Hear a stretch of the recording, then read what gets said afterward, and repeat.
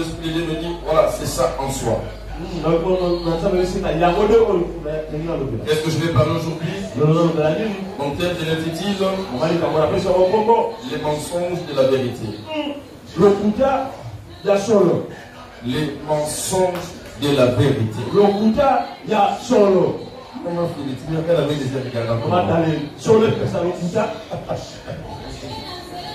Les mensonges de la vérité. Amen. Amen. Lisons la parole du Seigneur. Nous prenons nos Bibles. Nous allons lire Matthieu chapitre 14.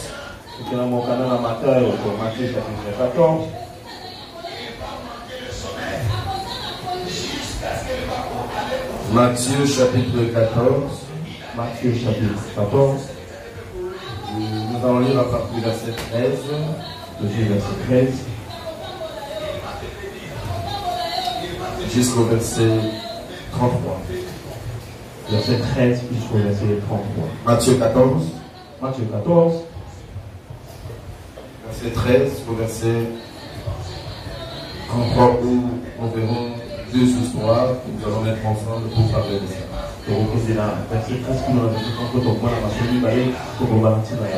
Si vous pouvez, vous tenez debout, nous faisons la lecture. Gloire au Seigneur. Nous tenons debout pour recevoir la parole.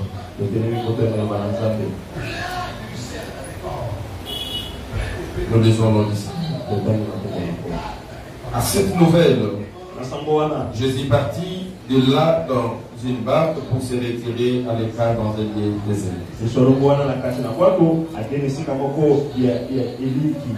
Et la foule l'ayant su, sortit de ville et les suivit à pied. Quand il sortit de la barque, il vit une grande foule et fit des nids de compassion pour elle. Et il guérit les malades. Le soir étant venu, les disciples s'approchèrent de lui et dirent: ce lieu est désert.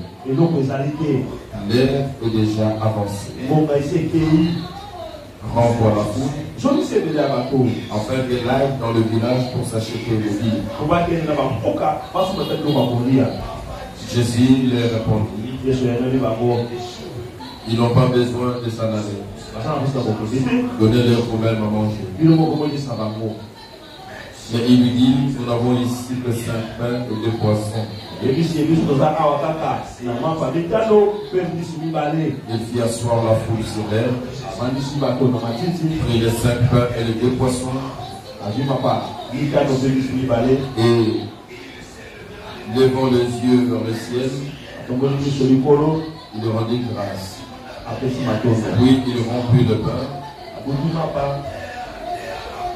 et les donna aux disciples. Ils le distribuèrent à la foule. Tous mangèrent et firent rassasiés. Et l'on emporta 12 paniers pleins de morceaux qui restaient. Ceux qui avaient mangé étaient environ 5000 hommes, sans les femmes et les enfants.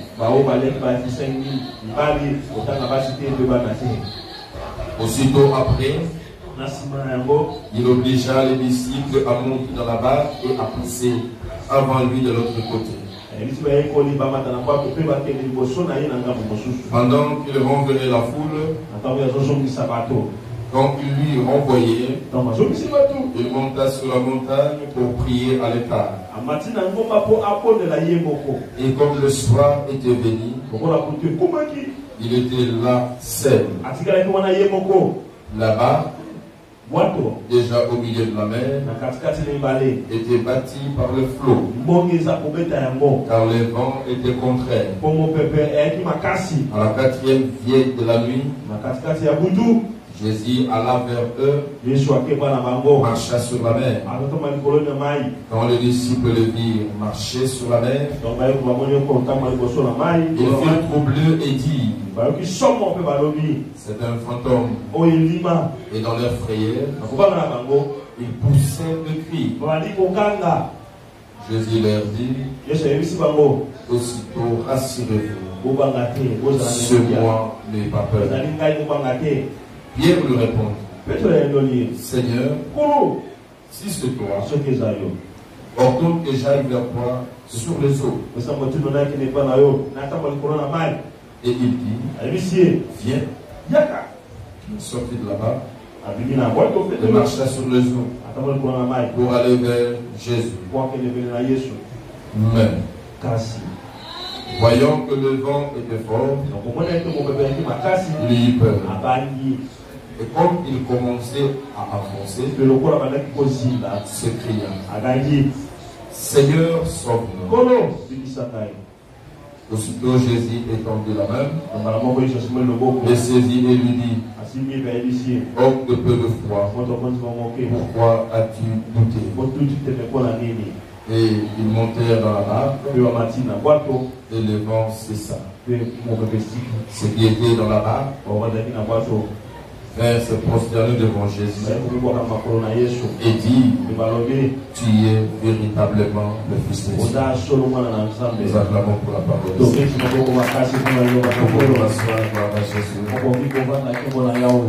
Il est véritablement le Fils de Dieu. Véritablement le Fils de Dieu. Bien aimé, là nous venons de lire deux histoires. L'histoire de la multiplication de pain et l'histoire de disciples qui se sont vus mélanger en plein nombre loin de Jésus à la 4e veille de la nuit. Ça veut dire dans notre système horaire d'aujourd'hui, c'est entre 3h et 6h du matin.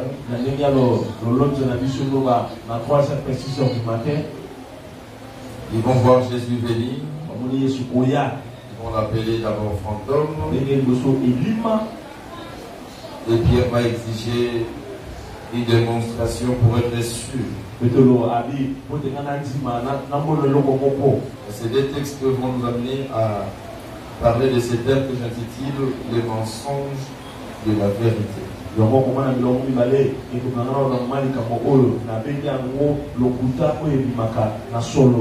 Bien aimé, aujourd'hui, tous les hommes, même le plus scientifique possible, s'accrochent et s'attachent à ce qu'ils connaissent ou qu'ils reconnaissent être une vérité.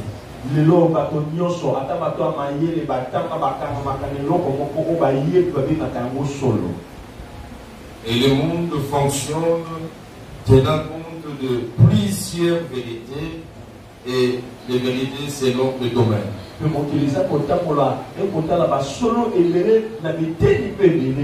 Et même comme le monde appelle quelqu'un idiot, il l'appelle fou, il est fait assimiler à quelqu'un qui n'a pas de tête, c'est quand la personne ne tient pas à l'évidence, n'a pas connaissance de ce qu'il considère comme de vérité universelle.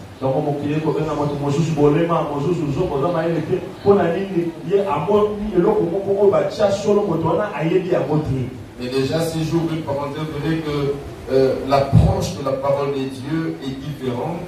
La parole de Dieu considère alors ceux qui ne connaissent pas la vérité qui est une personne, sont ceux-là qui sont assimilés à des fous, à des gens qui n'ont pas de tête.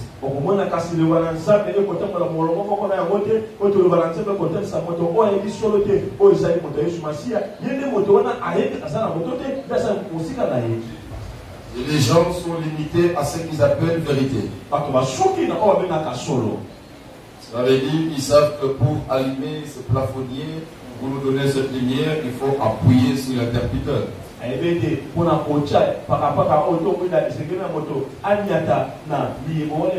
une vérité connue. Quand vous balancez votre interrupteur, ça vous donne la lumière. Et dans plusieurs autres domaines de la vie. Les médecins ont étudié, ils ont fait des recherches et la médecine a arrêté certaines vérités.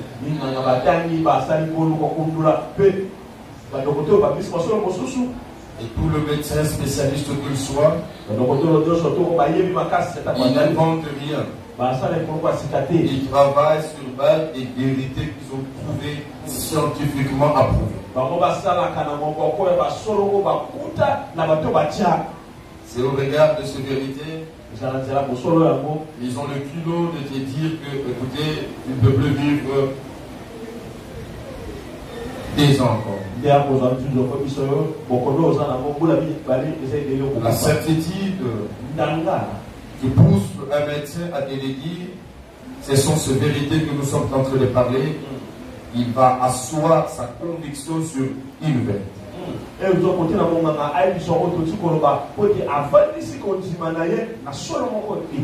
Verrez qu'il y a de vérité même du point de vue juridique. La bataille, chaque fois qu'il y a un procès, les juges, il est en train de chercher la vérité pour établir la culpabilité.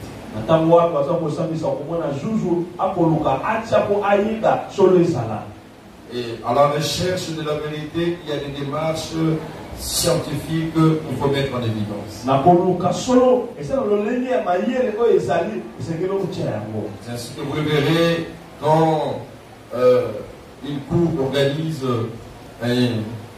une audience, ils sont là en train d'auditionner, ils arrivent même à descendre sur le terrain, même faire des audiences foraines, ça veut dire là où il y a eu des crimes.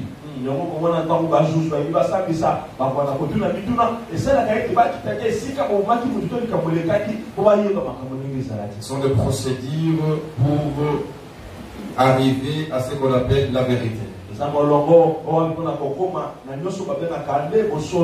Si je me permets d'ouvrir une brèche, vous verrez que juridiquement, s'il fallait mettre devant le barreau la femme de Potiphar et Joseph, vous verrez que la vérité n'allait qu'amener Joseph en prison.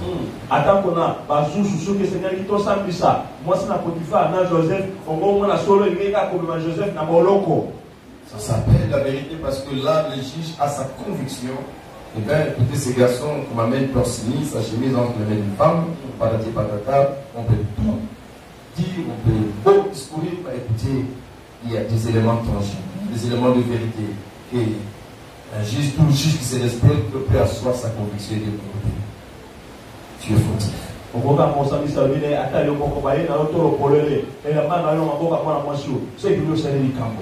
Ça s'appelle la vérité. Et la vérité, dans tout le domaine de la vie, il y a des vérités. Et en soi, le monde que vous voyez, il est dirigé par cet ensemble de vérités multidisciplinaires. Et toute réflexion, toute logique scientifique s'assoit sur une quelconque vérité. Et c'est là même la démonstration de là où les hommes se limitent. Les hommes se limitent à ce qu'ils appellent la vérité. Et or, quand nous parlons de la vérité, aujourd'hui, moi je suis venu te dire de parler sur les mensonges de la vérité. Toutes ces vérités que nous connaissons, toutes ces vérités écrites, étalées, les vérités que nous avions acquises en étudiant à l'université, et toutes ces vérités acquises des mensonges.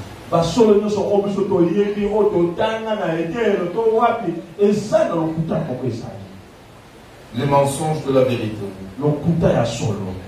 C'est ainsi que, pour parler des mensonges de la vérité, il est aussi important qu'on définisse, qu'on comprenne que c'est quoi la vérité.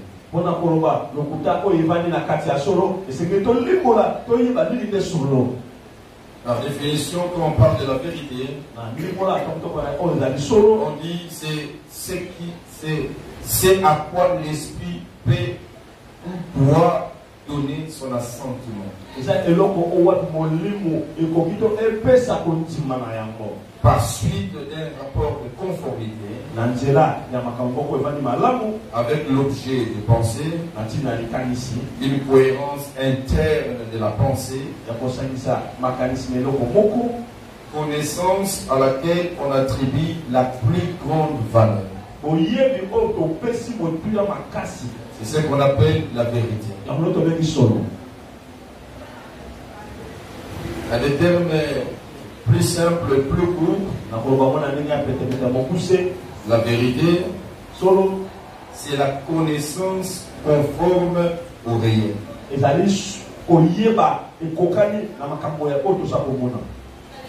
La vérité aussi, c'est le caractère de ce qui s'accorde avec notre sentiment de la réalité. C'est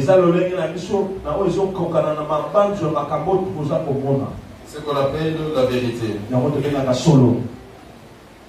Et bien aimé, quand nous lisons le premier texte ou la première histoire, nous voyons Jésus était en face de la foule. Le détail qu'on nous donne à la foule, c'était une foule. On parlait de foule déjà, et il y avait beaucoup de gens. Et il s'est avéré que la foule était affamée. Nous comprenons peut-être qu'ils ont suivi très longtemps Jésus. Ils ont marché de longs kilomètres à pied. Fatigués, affamés, ils viennent vers Jésus. La Bible dit, Jésus qui venait de recevoir, d'être informé de la mort de Jean-Baptiste. Et il s'est retiré. Et après sa retraite, il sort, il va se rencontrer avec la foule. On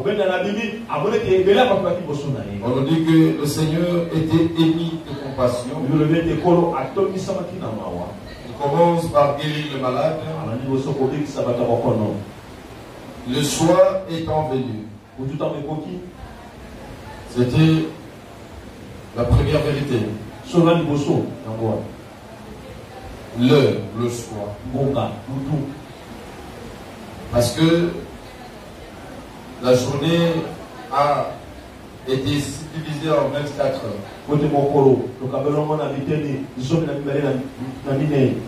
Il y a la journée, il y a le soir. Ce sont des vérités. La première vérité était que c'était le soir. Les disciples vont s'approcher de Jésus et dire, non seulement, première vérité, c'est le soir. Et quand on dit le soir, le mouvement des gens est limité le soir. Le soir, on ne vend plus. Le soir, on ne se peut trouver à manger. Le soir, et il n'y a pas de lumière. C'est une vérité. Personne ne peut vous dire le contraire que ce n'était pas le soir, c'était le matin, c'était le soir. Donc ça s'appelle une vérité. Qui peut être démontrée scientifiquement. Ils vont révéler deuxième chose ou deuxième vérité. Ils vont dire à Jésus, non seulement il fait soir, mais ils vont dire à Jésus que les lieux où il se retrouvait étaient aussi désertés. Pour comprendre que vous êtes dans une vallée, vous êtes dans un verger ou dans un lieu désertique, ça ne demande pas beaucoup de gymnastique, vous allez voir.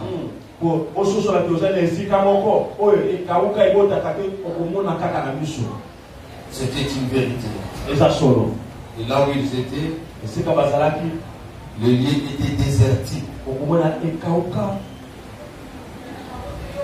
Ce n'était pas comme au village.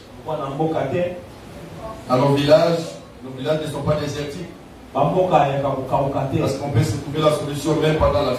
On peut tourner derrière la maison. On peut trouver les matériels, on peut trouver rapidement quelle équipe rapidement faire. Mais ils étaient en face d'une vérité, les lieux étaient désertifs. L'air était avancé. En face de toutes ces vérités,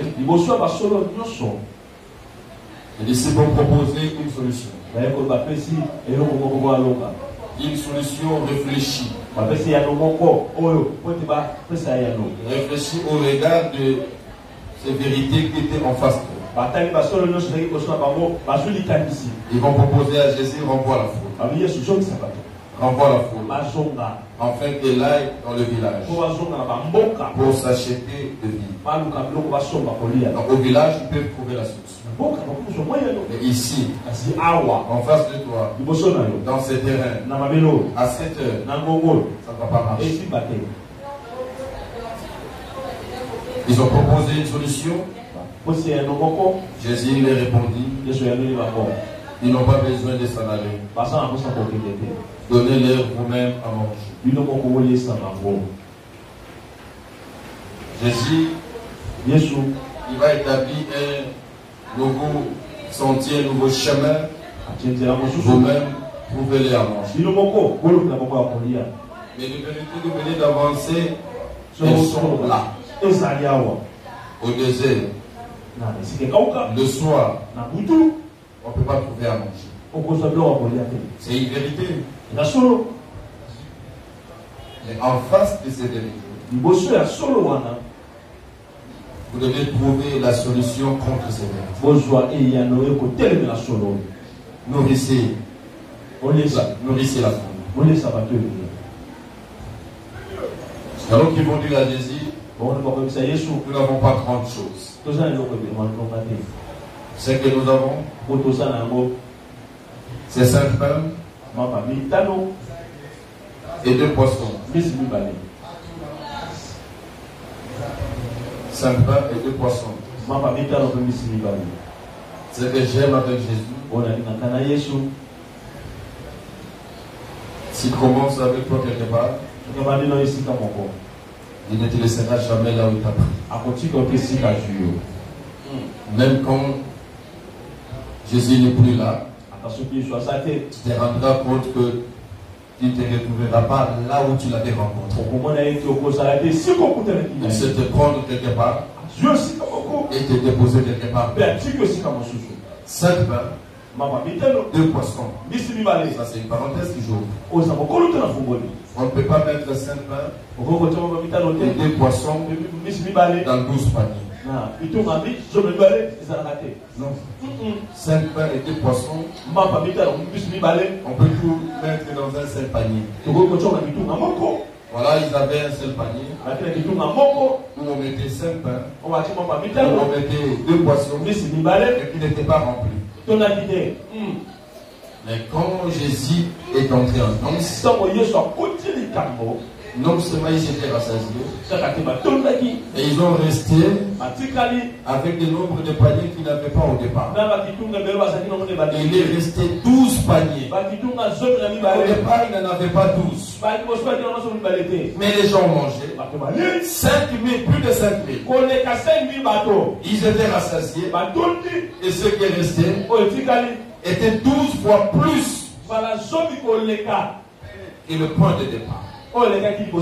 J'aime le Seigneur. Et je crois cette année 2020 où tu as décidé de faire l'expérience avec Jésus. Je voudrais te dire là où Jésus t'a pris, il ne te laissera pas là. Tu ne finiras pas l'année là. Non, je parle à quelqu'un. Tu as encore ce qui n'est pas satisfaisant pour toi-même.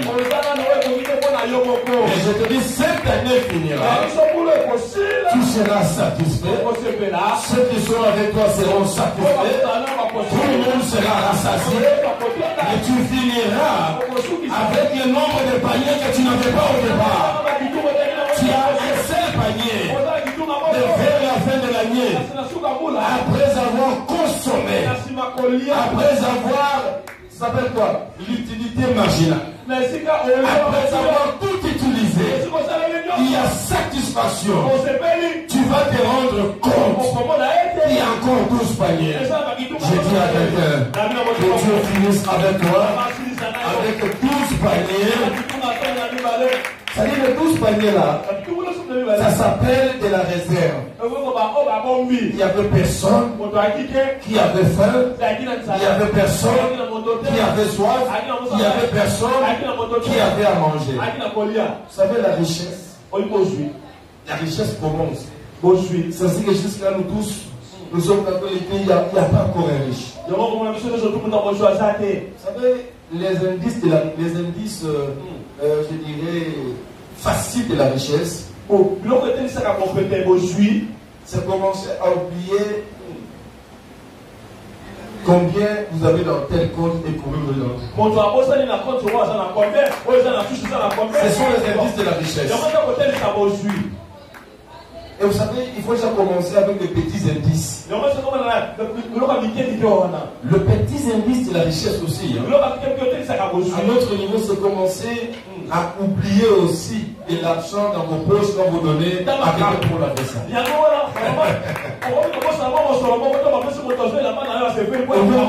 Écoutez, j'ai dépensé pour le $10. Il y a encore des... Oh, j'avais encore... Ça arrive que vous avez mis l'argent dans une veste. Et vous dites, les jours où vous portez à cause de $100 ici. J'ai mis 50. Parfois je me dis, ça ce sont des bons indices de la richesse. La richesse commence à venir. Donc vous savez, la pauvreté nous amène que nous connaissons nos soldes à cœur. Il sait qu'il est resté avec 84 215. Même le virgule, il connaît. Ce sont les indices de la pauvreté. Je prie Dieu. Il commence avec nous, avec les indices de la pauvreté. Il finit cette année avec nous, avec les indices de la richesse. Au nom puissant de Jésus. Ça sera ainsi, j'ai dit Amen. Nous finirons l'année avec des comptes inutilisables. 12 paniers inutilisables. C'est-à-dire que personne n'avait besoin de manger. Que nous puissions avoir de la richesse. Il n'y a plus de besoin. Vous comblez tous les besoins, mais il y en a encore. Dieu t'aidera à finir cette année. Tu le finiras sans aucune dette. Parce que la dette aussi, c'est un symptôme de la pauvreté.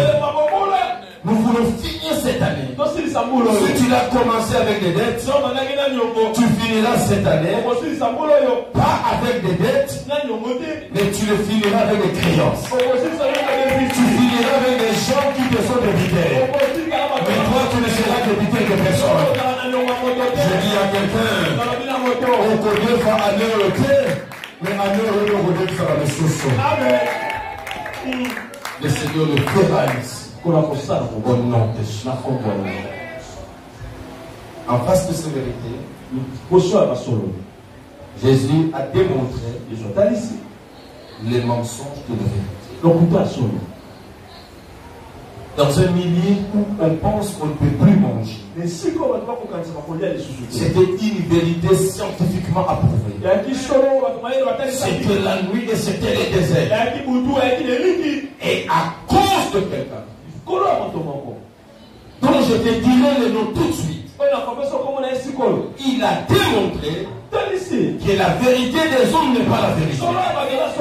Et j'aimerais te dire que la vérité des hommes n'est pas la vérité. Car la vérité des hommes, nous démontrons que c'est le grand mensonge. Tu ne peux pas croire. Tu ne peux pas asseoir ta foi sur ce que les hommes ont dit. Même si cela est scientifiquement approuvé, que tu ne peux pas survivre de cette maladie. Ça, c'est la vérité des hommes. Mais en face de cette vérité,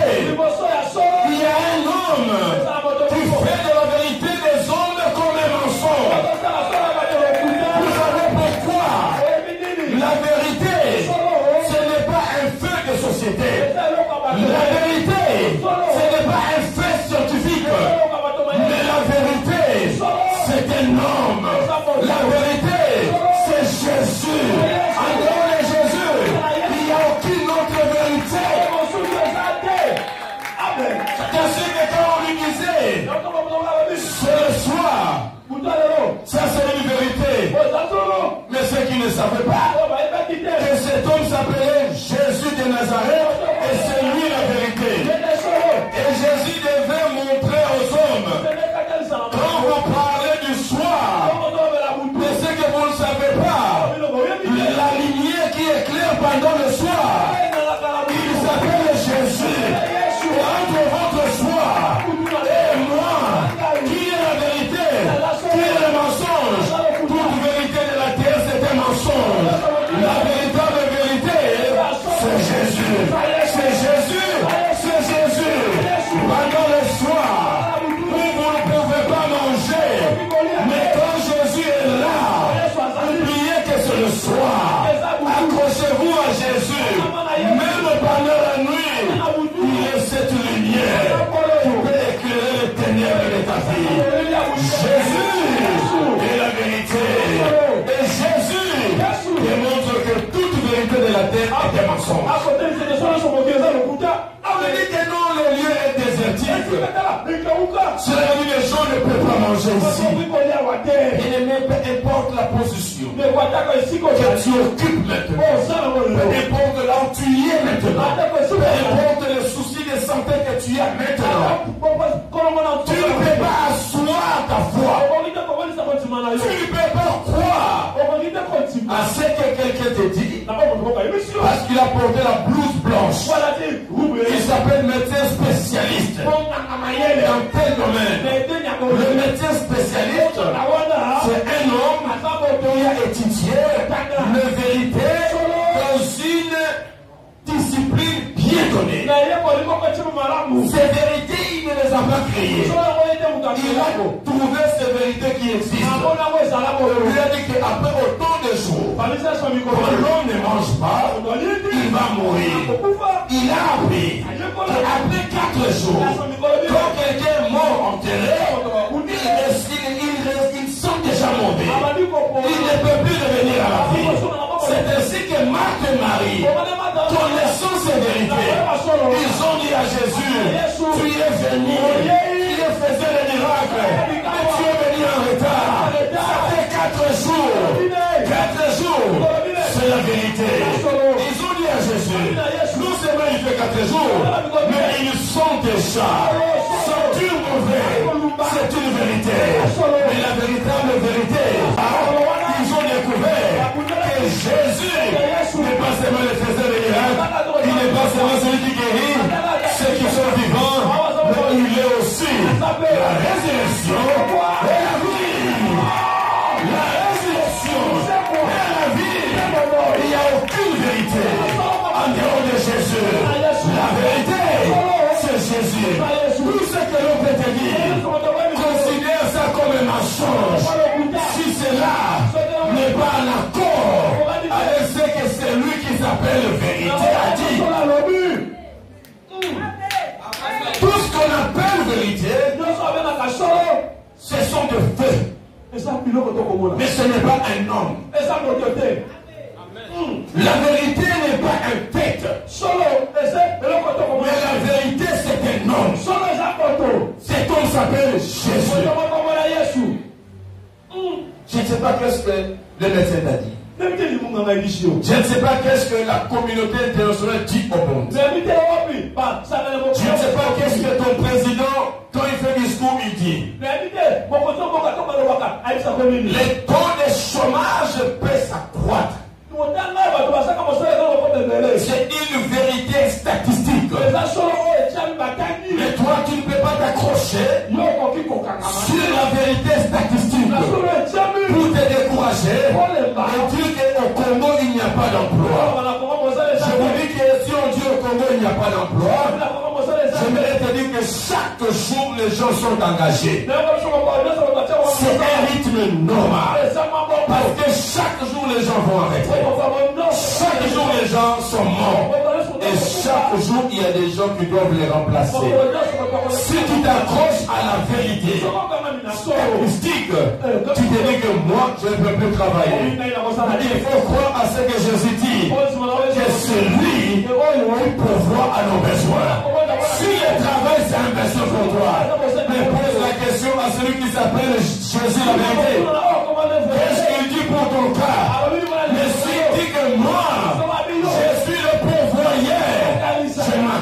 jamais au discours de mon président de la République. C'est un discours de mensonge. Quand il dit qu'il n'y a pas d'emploi, c'est un discours de mensonge. Parce que le discours de la vérité, c'est le discours que Jésus a dit. Il est le pourvoyeur, il a besoin. Le mensonge de la vérité.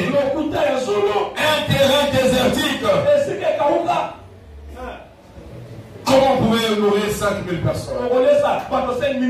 Mais 5000 personnes étaient nourries. Et 12 paniers. Au départ, il n'y avait qu'un seul panier. Mais à la fin, après avoir nourri plus de 5000, 12 paniers vont rester. Qui dit mieux? Et qui dit la vérité? Qui est la vérité? C'est Jésus. La vérité, c'est Jésus. La vérité, c'est Jésus. Tu ne peux pas trembler dans ta vie. Tu ne peux pas perdre confiance en toi-même. À cause de ce que les gens disent de toi. Ce que les gens disent de toi, ce n'est pas toi. Ce que le monde dit de toi, ce n'est pas toi. Ce que tout le monde peut dire de toi, ce n'est pas toi. Le vrai toi, c'est ce que la vérité dit pour toi. Et la vérité, c'est Jésus. C'est la vérité. Tout le monde savait que Gédéon, c'est un faible. Même lui-même, Gédéon se reconnaissait comme étant faible. Mais pendant qu'il pensait qu'il était faible, pourquoi il se dit qu'il est faible? C'est au regard des vérités qu'il a trouvées. Des vérités prouvées scientifiquement. Il a regardé sa famille. Il a regardé notre famille. Il sait que notre famille est faible. Il a regardé son niveau d'éthique. Il a regardé pour les autres. Il s'est dit que moi je suis faible. Il a regardé son influence. Il a regardé ce moyen. L'argent. Il a dit que non, je suis faible. Tu peux même te disqualifier quand même. Parce que tu t'accroches aux vérités de ce monde. Et pour enfin dire que je suis faible. Mais quand il a dit qu'il est faible, c'est alors que Dieu, qui est la vérité, a dit à Gédéon, vaillant. J'aimerais dire à quelqu'un que tu es un vaillant. Tu n'es pas un faible. Tu es un vaillant. Dieu te considère comme un vaillant. Vous pouvez imaginer. À cause de ce que Gédéon a pensé être.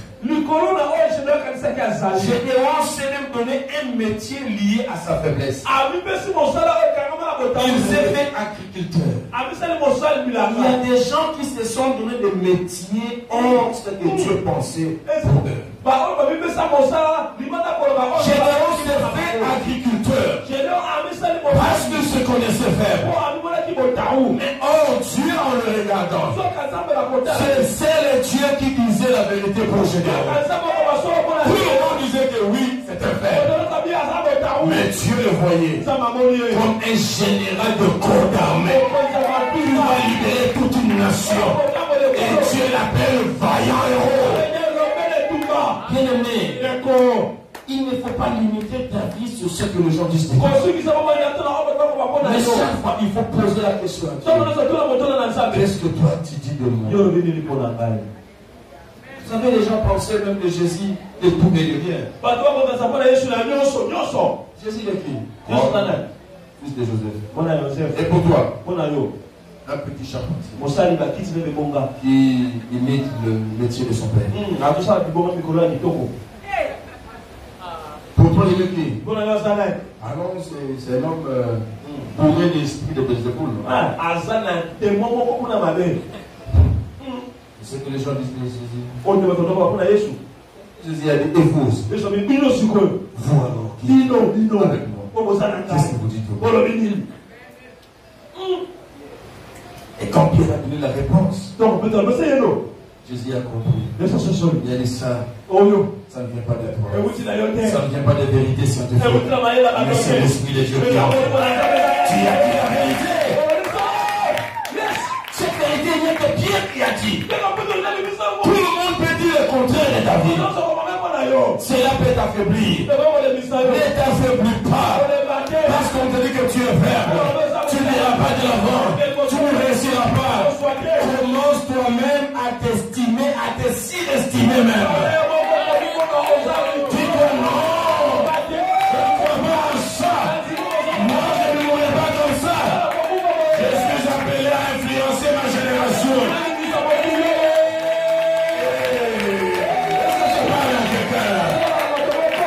Cela ne dépend pas de la position que tu occupes aujourd'hui. Cela ne dépend pas de la maison où tu vis aujourd'hui. Les gens peuvent se retrouver en villa. Ils peuvent se retrouver dans le milieu IP. Mais écoutez, pendant que les autres étaient dans le villa, dans le milieu IP, il y avait un petit David qui était dans la brousse. Je parle à un petit David aujourd'hui. Tu es dans les oubliettes. La brousse, c'est là où quelqu'un est oublié. Quand tu es dans les oubliettes, les gens ne te considèrent pas. Tout ce qu'ils disent de toi n'est pas la vérité. Écoutez, ton propre père, ta propre mère, ce qu'il dit de toi, c'est un mensonge. Le père de David, il n'était pas sûr de David. Il présente ses enfants devant le prophète. Le prophète a dit, je ne vois personne. Dieu n'a choisi personne. Mais il me dit à quelqu'un à ta famille, papa, sont là tous tes enfants. Il dit, mais c'est moi qui les ai mis au monde. Je te les ai présentés par ordre d'utilité.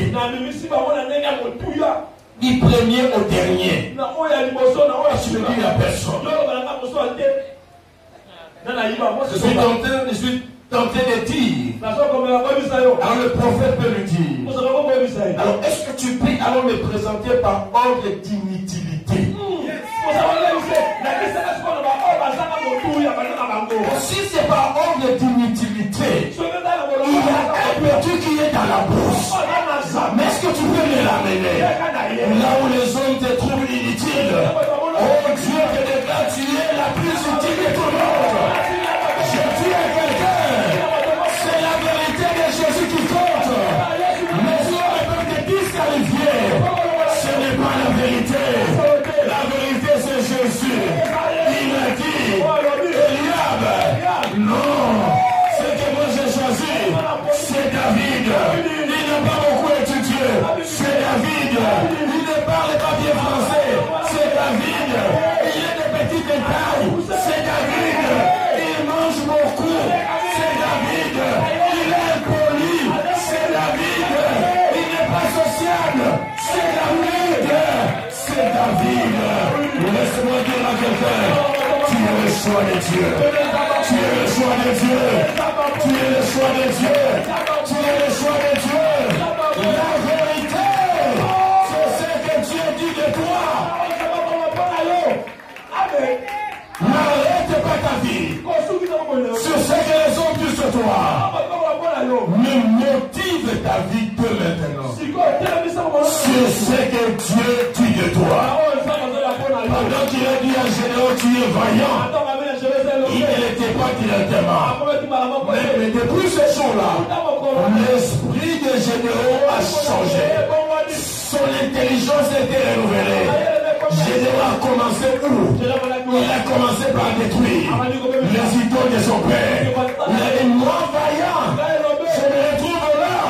Il va regarder en arrière. Je suis de quelle famille? Il a dit, ma prière va changer. Je commence à couper les liens. Je commence à détruire les hôtels. Parce que moi, je suis un vaillant. Je dois prier. Je dois rayonner.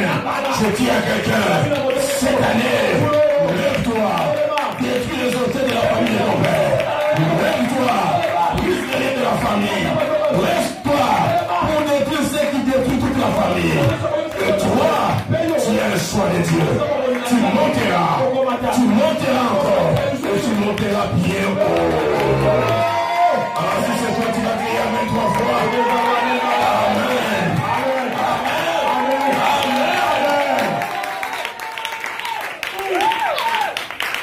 Par définition, la vérité, C'est la conformité, c'est la connaissance conforme au réel. Ça, c'est la vérité des hommes. Mais la vérité de Dieu, la vérité de Jésus,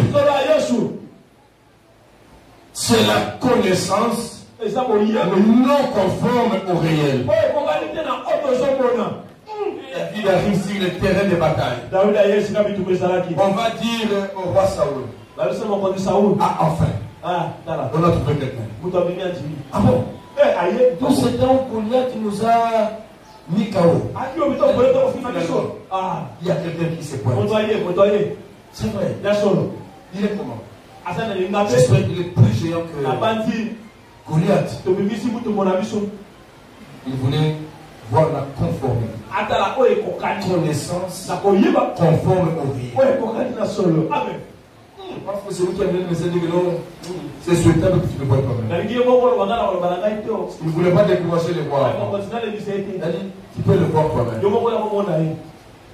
Mais vous savez, quand David lui-même arrive, il n'arrive pas avec des excuses. Oh non, je sais que je suis de petite taille.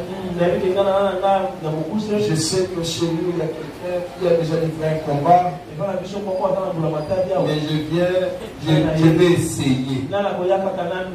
Non. Cette année, tu ne vas pas essayer. Cette année, tu poseras des actions. Tu poseras des actions. Je dis tu poseras des actions. Je ne dis pas que je vais essayer. Si ton exercice, ça va marcher. Si tu te dis si ça va marcher, ça ne marchera pas. Mais dis-toi, je vais le faire et je réussirai. Si tout le monde est chaud, je suis différent de tout le monde. Donc moi là, je vais réussir. Le petit David arrive avec un esprit renouvelé. On lui dit, qu'est-ce que tu vas faire? Lui commence à dire, tu sais, j'aime David. Pour amener la foi de Saoul plus haut. Il ne commence pas par demander comment le combat va se passer. Mais tellement qu'il était sûr de la victoire, il commence à poser la question, qu'est-ce qu'on donnera à celui qui va battre cet homme? Écoutez, il n'y a que celui qui est sûr de la victoire qui peut commencer à demander quels sont les pouvoirs qui l'aura fait le combat.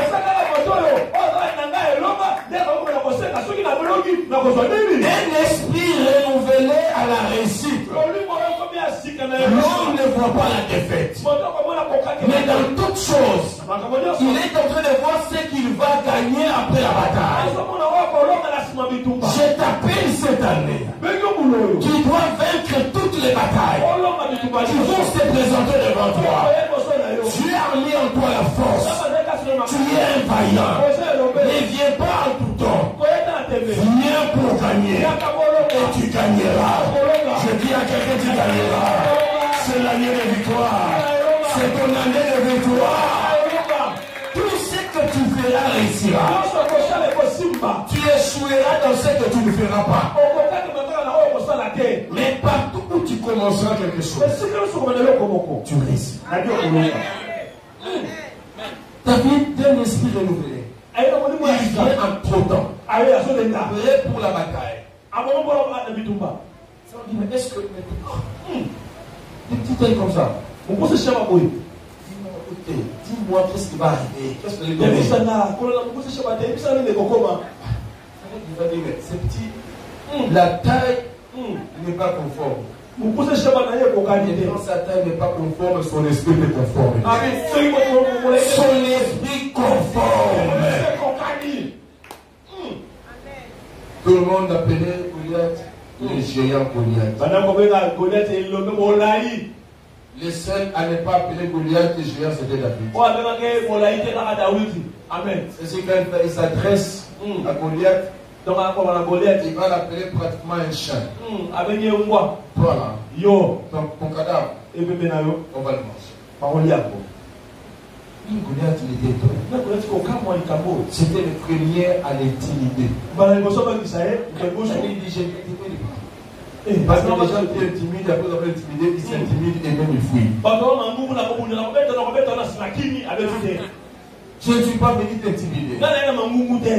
Mais je te préviens de ce qui va arriver.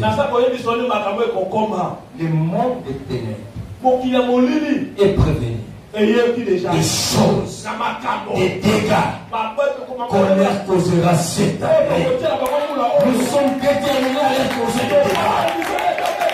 Ah, je dis à quelqu'un, il y a des choses que Dieu permet dans nos vies. Il permet dans cette église.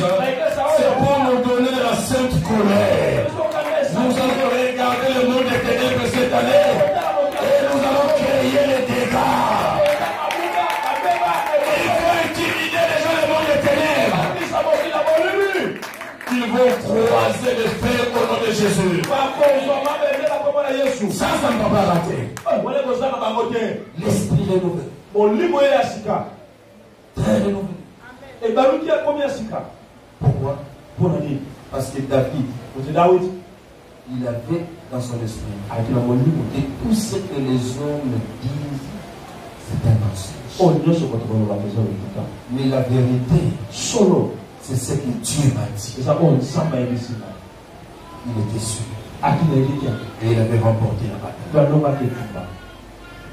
Tu peux te retrouver dans un terrain désertique. La vérité de ce qu'on va te dire ici, ça ne marche pas. Mais dis-toi que c'est un mensonge.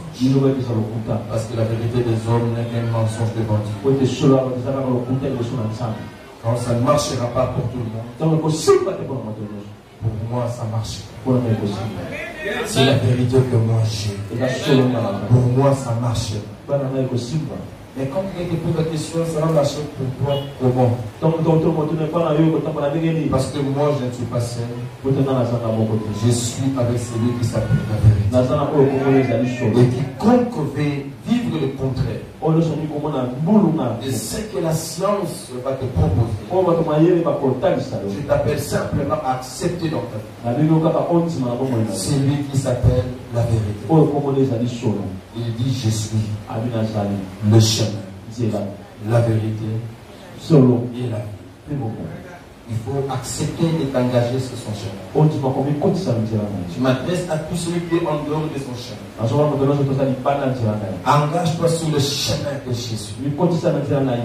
Tu découvriras que tout ce que tu as appris, toutes les connaissances apprises avant, ce ne sont que des mensonges.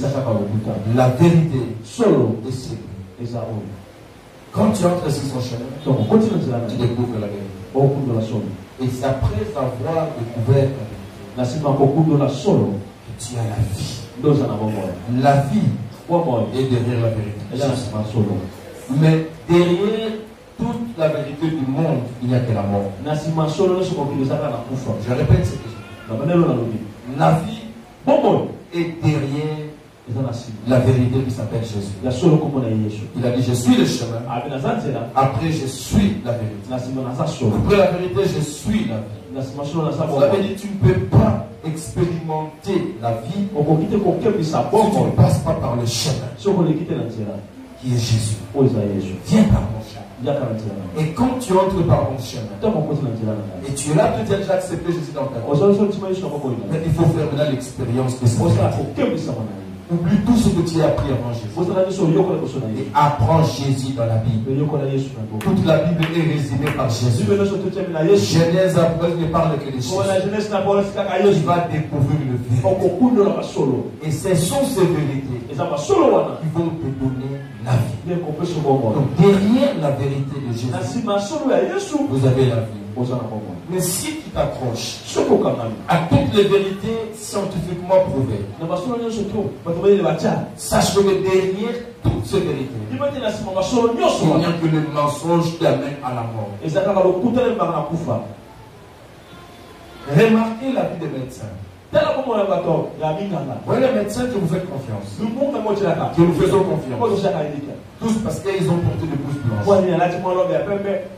Je vous dis, je n'ai jamais trouvé des gens qui ont peur de la maladie bouche blanche. Vérifiez ça. J'ai beaucoup d'amis qui sont médecins, de confrères, médecins, et j'ai dit, le médecin quand il tombe malade, il a tendance vite à faire un testament. On va déjà commencer à testament. On est médecin pasteur. Médecin mon mari pasteur. Il m'a traité. Quand tu es malade, il a tout son courage. Même pour des choses qu'il ne maîtrise pas bien, il est prêt à le faire. Mais quand j'ai appris qu'il est tombé malade, on m'a dit qu'il avait déjà laissé le testament. Je dis, médecin, lui-même il a peur. Mais quand il est sur quelqu'un d'autre, il trouve que c'est un terrain d'entraînement. D'entraînement où même si la mort est arrivée, il ne sera pas invexé. Est-ce qu'on peut le faire confiance? Nous pouvons faire confiance en Jésus-Christ. Les médecins ont peur du piqûre. Mais ils sont prêts à vous piquer. Les médecins n'aiment pas les médicaments. Mais ils sont prêts à vous les écrire. Pourquoi? Parce que quand ils vous écrivent les médicaments, ils savent que les médicaments, ça vient pour soigner, mais ça détruit aussi d'autres organes. Ça va détruire le foie, ça va détruire ceci. C'est ce qu'on appelle en bon français médical les effets secondaires. Ce sont les effets nocifs, les effets détruisants. Ils disent les effets secondaires. Quand c'est apprendre ça, mais je sens comme si je vais mourir, je vais me dire, ah, ce sont les effets secondaires. Mais il n'est pas prêt à prendre ça. Le médecin qui te prescrit, donc il va prendre le 21 quinine. Il n'a jamais pris de quinine lui-même. Il n'est pas prêt à les prendre. Il te dit, toi tu peux prendre. Ou quelqu'un qui n'est pas prêt à expérimenter sa propre vérité. N'est-ce pas parce qu'il sait que cette vérité ce n'est qu'un mensonge? Jésus, il est la vie. Il est mort, il est ressuscité. Il vous dit, je vais là. Il n'a pas peur de l'amour. L'amour a vaincu tout le monde. Sauf Jésus. Alors, il n'y a aucun médecin qui peut te dire que tu ne mourras pas. Non, avec ces produits, tu ne mourras pas. Et les médecins ne travaillent avec le seuil de pourcentage. Il y a probabilité. Avec ça, il a 80% de chances. Mais laisse-moi te dire, toi qui me suis, avec Jésus, on a 100% de certitude. 100% de certitude. Ce qu'il dit sera ainsi. Derrière la vérité du monde, c'est la mort. Pourquoi? Parce que la vérité du monde, c'est les mensonges. La vérité, c'est bien quelque chose. Et en dehors de Jésus, il n'y a personne. C'est que Jésus, aussitôt après, les disciples venaient de voir les miracles. Je pense qu'ils devaient faire ce voyage avec beaucoup de questionnements et beaucoup de parce que moi qui lis la Bible, je suis étonné. Et ils ont vécu ça. Au départ, il y avait un panier. Tout le monde mangeait. Et il restait 12 paniers.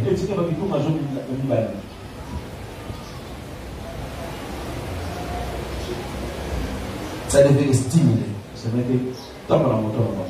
Et Jésus, c'est la vérité. Jésus leur dit, bon, avancez. Traversez de l'autre côté. Je viendrai après. Il va se retirer. Et entre 3h et 6h du matin, Jésus va les rejoindre. Il n'y avait plus de bateau. Il n'y avait plus de bureau. Et Jésus va commencer à marcher sur eux. Et là, ils étaient au milieu de la mer. Les flots étaient dans tous les sens. Ils étaient en train de crier. Des cris de détresse. Des cris de peur. Et Jésus venu. Il avançait. Il avançait. Il avançait. Ils ont dit que quelqu'un a fait des cris. c'était pas cette expérience que Jésus a fait avec eux sur la mer. Parce qu'il n'avait pas possibilité de courir. Parce que si c'était dans la pyramide, mais ils allaient prendre le fruit qu'on n'avait pas dit. Vous savez, c'est pour dire, même quand nous les chrétiens disons que non, nous croyons la foi. Cela se démontre que quand Dieu fait autre chose, nous devenons nous-mêmes des obstacles au miracle. Vous êtes en train de prêcher dans un deuil. Jésus est la résurrection et la vie. Il va nous ressusciter. Pas comment tu prêches. Et le mort est ressuscité. Et les pasteurs. Et c'est fidèle des circonstances. Ça sera la fuite et la famille. Comment c'est que tu prêches, tu ne comprends pas ça? Il est ressuscité, mais il est ressusté. On doit commencer à donner les mots à distance. On dit qu'il lui d'abord si c'est vraiment lui. Et qui nous explique notre podcast. Non. Parce qu'il est resté là, qui nous disent comment il revient, comment il est encore revenu lui aussi. Parce que je ne crois pas à la vérité. Il faut croire à la vérité qui est Jésus. Si le médecin te dit que tu vas mourir, tu dois avoir la joie parce que maintenant tu vas démontrer au médecin que tu as Jésus qui donne la vie. N'ayez pas honte, ne perdez pas pour dire à ce médecin. Est-ce que tu pries? Va-t-il prier sur moi? Vous voyez vos histoires là de sectes. Dis-lui, je te reviendrai. Comme témoignage pour ta confiance. Moi, j'ai Jésus-Christ. Et il me dit que je ne mourrai pas. Je reviendrai après ton délai. Pour te dire que tu n'as pas les monopoles de la vérité. Et que la vérité, c'est Jésus. Avec ça, on te voit. Et le Seigneur va accomplir ta parole. Tu reviendras. Et ce médecin comprendra. Et au-delà de ces vérités qui ne sont que des mensonges, il y a une vérité. C'est Jésus. Jésus arrive. Et ce que l'appelle fantôme. C'est un fantôme. Elles ont commencé à crier davantage. Ils criaient pour la tempête. Il y a maintenant deux choses. Et la tempête et les fantômes. Donc les cris ont monté. Parfois quand les cris montent, ce n'est pas l'expression de la foi ou d'une prière. Les cris que quelqu'un fait. Et ça peut être juste un témoignage de la peur qui devient manifeste. On commence à beaucoup crier. Et Jésus devait les passer. Tout ça c'était quoi? Les disciples avaient un esprit de vérité. Et l'eau, on ne marche pas sur l'eau. N'est-ce pas une vérité? Ils ont appris, c'est prouvé scientifiquement. On ne marche pas sur l'eau.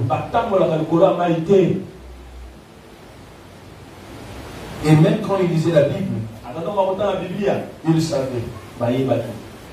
Et oui, même c'est vrai, en face des eaux, le miracle est possible. Et le miracle qu'ils savaient, c'est qu'il faut que Dieu puisse d'abord séparer l'eau. Il y a des gens qui pensent que Dieu est appelé à faire des choses que nous avions lues dans la Bible. Au-delà de ce que nous avions lu dans la Bible, Dieu ne fera plus rien. Et même des doctrines qui nous amènent à ne plus rien faire. Si cela n'est pas dans la Bible, ils vont te dire, toi tu manges trop, est-ce que c'est dans la Bible? Est-ce que tu t'habilles fashionable, est-ce que c'est dans la Bible ça? C'est tout ce que nous faisons dans la Bible. Cela veut dire aussi le miracle que Dieu peut faire. Ce sont les miracles qui trouvent des échantillons dans la Bible. leur foi était sur ces vérités. Pas de vérité comme une personne, mais de vérité de fait. Ils ont dit les enfants d'Israël même. En face de la mer rouge. Vous avez appris qu'ils ont marché sur l'eau comme ça. Non, ça ne peut pas passer. Il y a des choses que nous-mêmes nous rendons impossibles. Et ce que toi tu rends impossible ne deviendra plus jamais possible. Ce que tu mets dans ton esprit que c'est impossible, le miracle ne viendra plus dans ce domaine-là. Parce que tu as mis la barrière. Ils avaient lu la Bible. Ils ont trouvé qu'il faut qu'on se sépare de nous. Cela veut dire si Jésus avait commencé l'eau en deux et a marché dans les cercles pour le suivre, il ne serait pas parti. Il n'avait pas appelé ça fantôme. L'eau est divisée. Ça c'est le maître qui arrive. Il fait toujours comme il avait fait l'histoire de Moïse. Je suis venu te dire, Dieu cette année fera avec toi les choses qu'il n'a pas fait l'année 2019. Il fera avec toi les choses qu'il n'a pas fait chez ton voisin. Il fera des choses que tu n'as jamais lues dans la Bible. C'est un Dieu qui n'est pas fini. C'est un Dieu qui n'est pas limité. C'est un Dieu qui continue à nous surprendre. La première fois, Jésus a marché sur lui. Il voulait, parce que Jésus a dit qu'il voulait presque tous alors mourir dans l'eau. Parce qu'au fur et à mesure que les fantômes avançaient, tout le monde se pousse. Il y a des gens qui pouvaient choisir le type de mort. Mourir en face de ces fantômes. Je préfère par noyade. Il y a beaucoup qui allaient sauter dans l'eau et mourir. Jésus devait commencer par les rassurer. Il les a rassurés. N'ayez pas peur sur moi. Quand la vérité dit quelque chose, on n'a pas le temps à chercher à prouver la vérité de Jésus. La vérité de Jésus n'a pas de mensonge. Il est dit sur moi. Pierre lui dit, si c'est toi, ça devient conditionnel. On ne te connaît pas dans ça, oh Jésus. Alors, si c'est toi, dis que je vienne. Le médecin qui t'opère, il n'est pas prêt qu'on lui fasse la même opération. Mais il est prêt à opérer. On va essayer de faire des choses. Essayez dans les corps des gens. Viens aussi, on va essayer. Non, je peux faire mourir comme ça. Non, je t'ai dit, je connais ça. Il y a plus de possibilités de mourir. Mais chez les autres, le médecin est prêt à le faire. Et c'est comme si c'est ce que Pierre voulait savoir de Jésus. C'est vrai. Aussi c'est toi. Ça veut dire ce que tu fais, tu es capable de le faire aussi pour moi. Dis que je viens. Jésus n'a pas prié. Que tu viennes. Pierre, toi, avec des déchets, avec des histoires.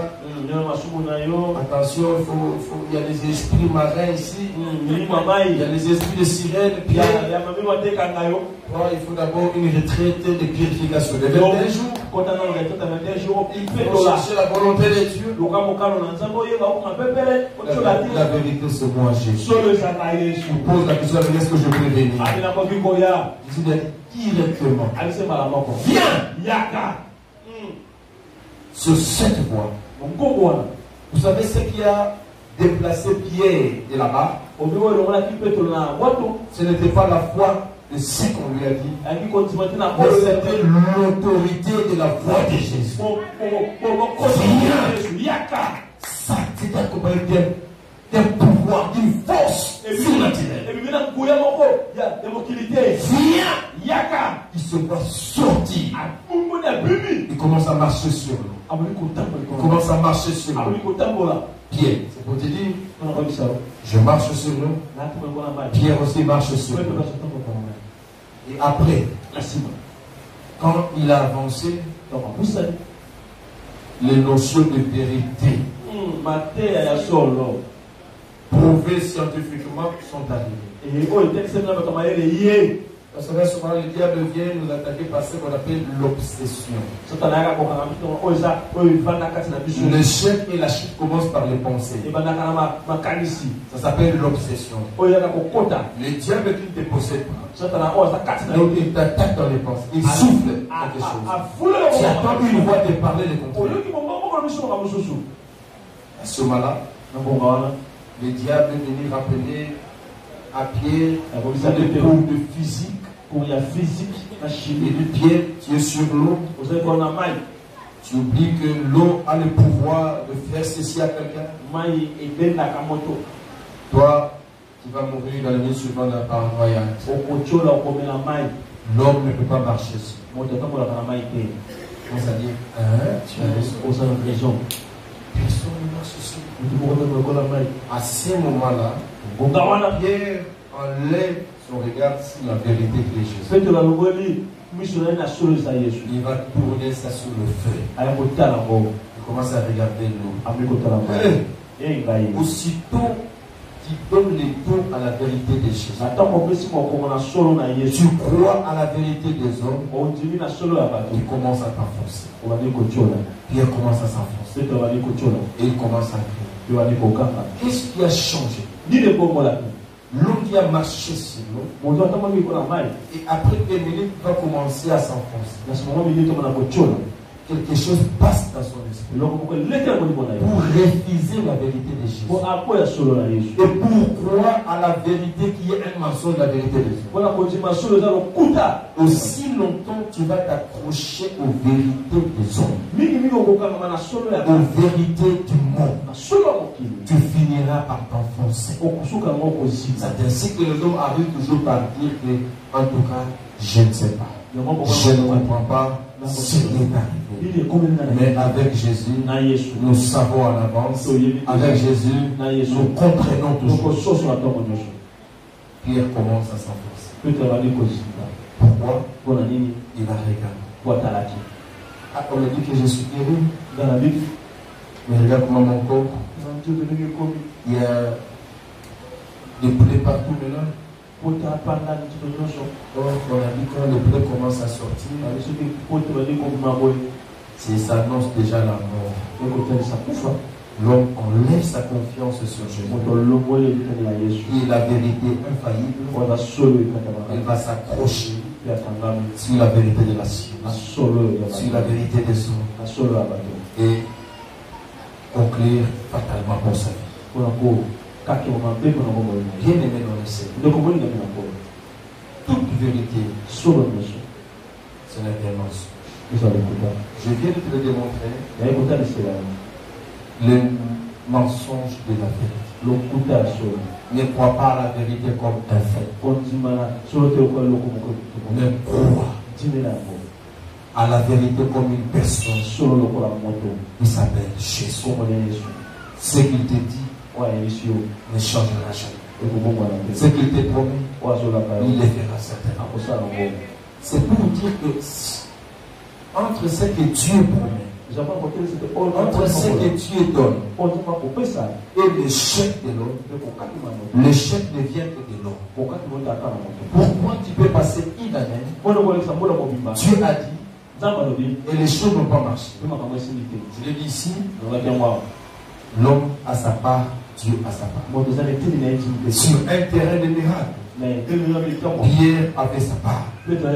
La part c'est quoi? Ce n'est pas regarder les autres, mais regarder Jésus. De croire sur ce que Jésus dit. Il allait marcher sur l'eau. Peut-être qu'il allait faire l'exprès d'aller de l'autre côté du lac à pied.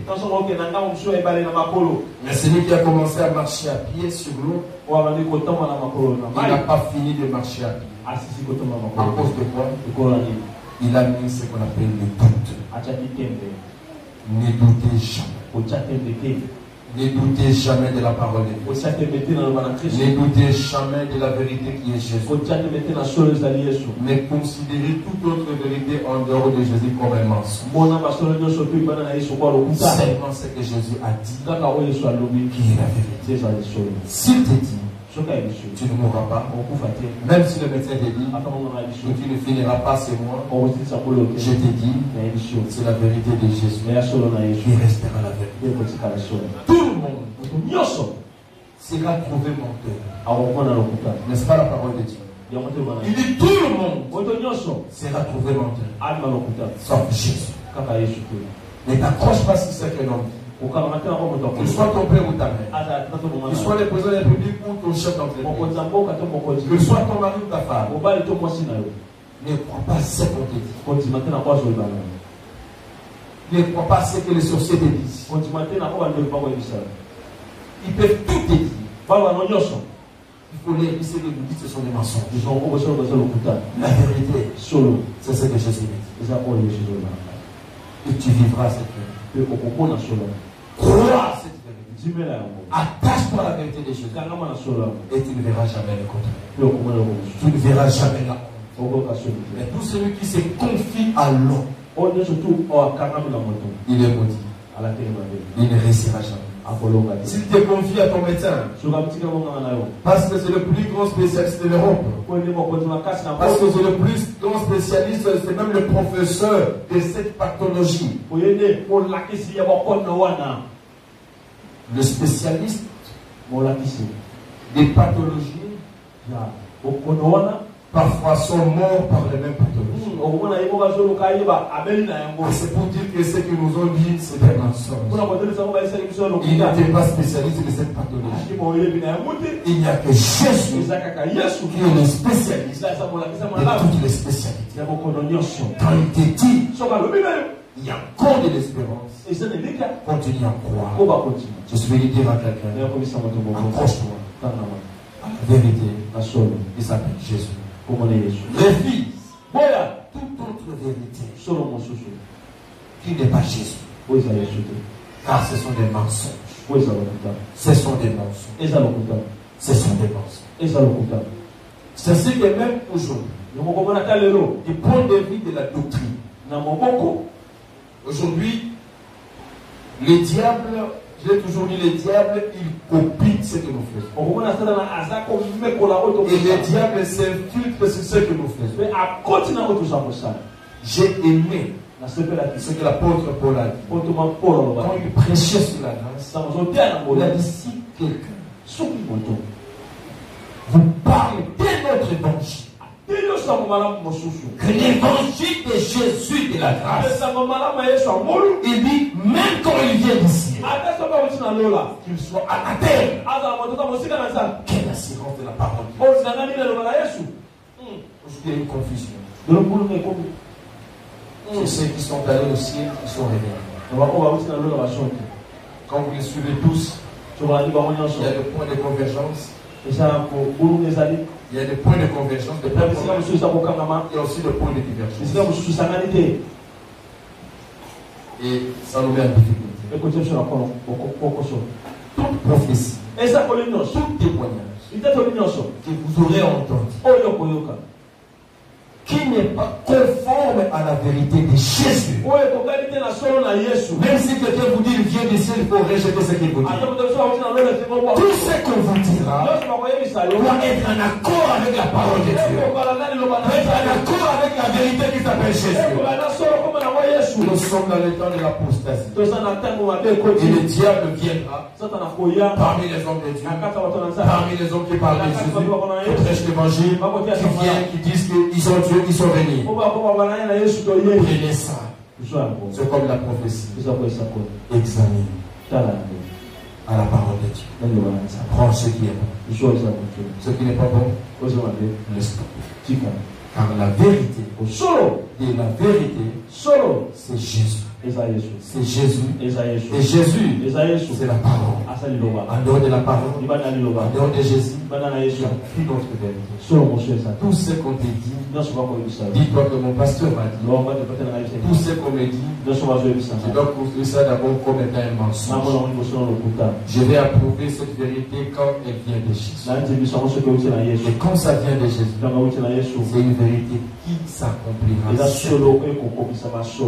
Même quand tu vois que tu as reçu une prophétie qui traîne, la parole dit elle n'aimait pas.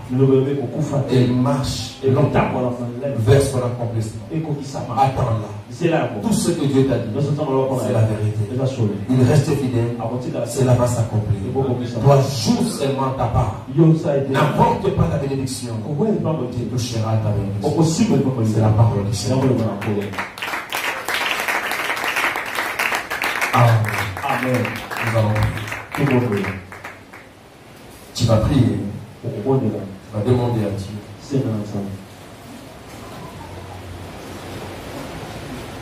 Je t'ai pardonné pour toutes les vérités que tu as apprises, auxquelles tu as cru, qui ont détruit ta foi. Tu vas demander pardon à Dieu. Tu as tellement crié à ton médecin. Tu as tellement crié aux médicaments que tu prends. Dis à Dieu pardon. Nous prions le Seigneur.